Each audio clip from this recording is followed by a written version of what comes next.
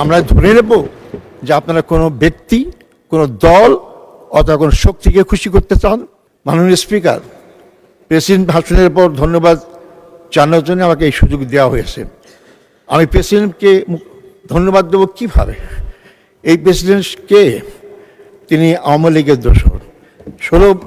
আওয়ামী লীগে যা করেছে সবটা তিনি নীরব সাক্ষী। আওয়ামী লীগকে আমরা ফ্যাসিস্ট বলছি। আওয়ামী লীগ ফ্যাসিস্ট হওয়ার সুযোগ কীভাবে পেল?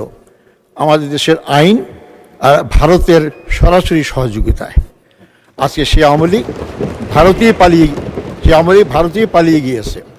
কিন্তু সেই আওয়ামী লীগের তৈরি করা ফ্যাসিস্টের প্রেসিডেন্ট এবং সেই আওয়ামী লীগ যে ভারতীয় আধিপত্যের দোসর ছিল, সেই প্রেসিডেন্টকে আমি কিভাবে সমর্থন করতে পারি?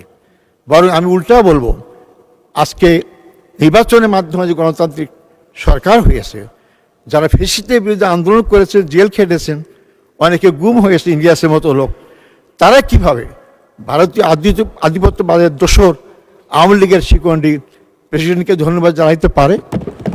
তাহলে কি আমরা ধরে নেব যে আপনারা কোনো ব্যক্তি, কোনো দল অথবা কোনো শক্তিকে খুশি করতে চান?